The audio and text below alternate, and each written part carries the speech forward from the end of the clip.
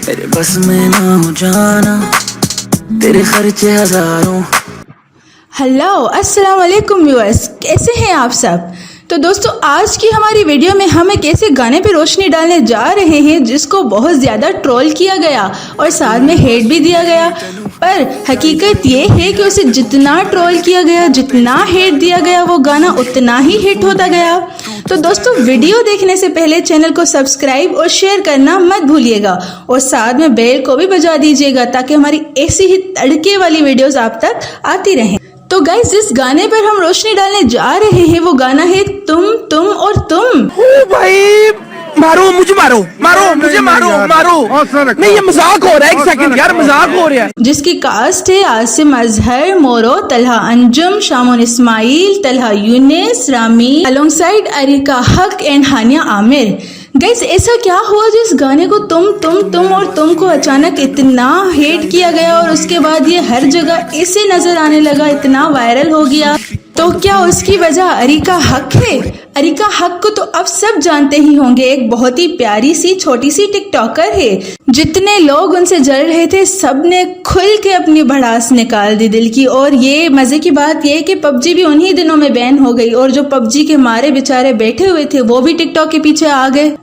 तो दोस्तों लोगों ने इस गाने को आने से पहले ही अपनी हेट और ट्रोलिंग और फ्रस्ट्रेशन के चक्कर में इतना हिट कर दिया कि ये गाना आने से पहले ही ऐसा हो गया कि मैं आपको क्या बताऊं। दोस्तों तुम और तुम is not a classic song जिसे 2-3 सालों तक याद रखा जा सके, but yes it is full of entertainment.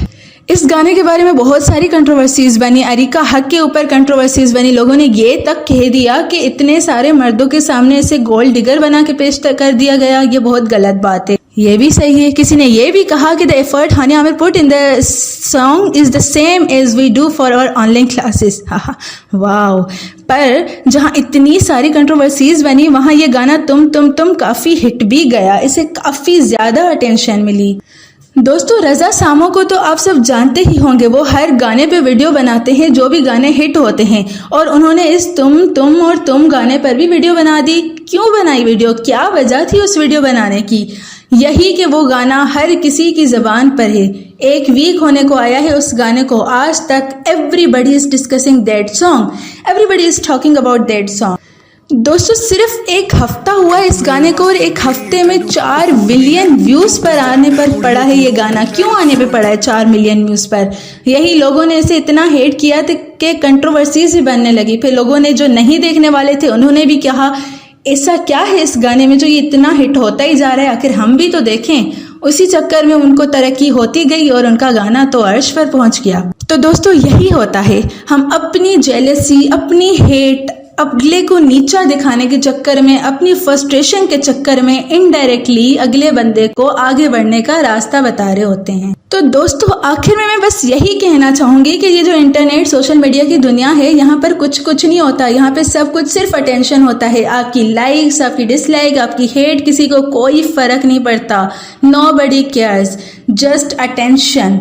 जितना आप जिसको ट्रोल करेंगे उतनी उसको अटेंशन मिलेगी, कंट्रोवर्सीज बनेंगी, अगले को अटेंशन मिलेगी, अगला हिट होता जाएगा।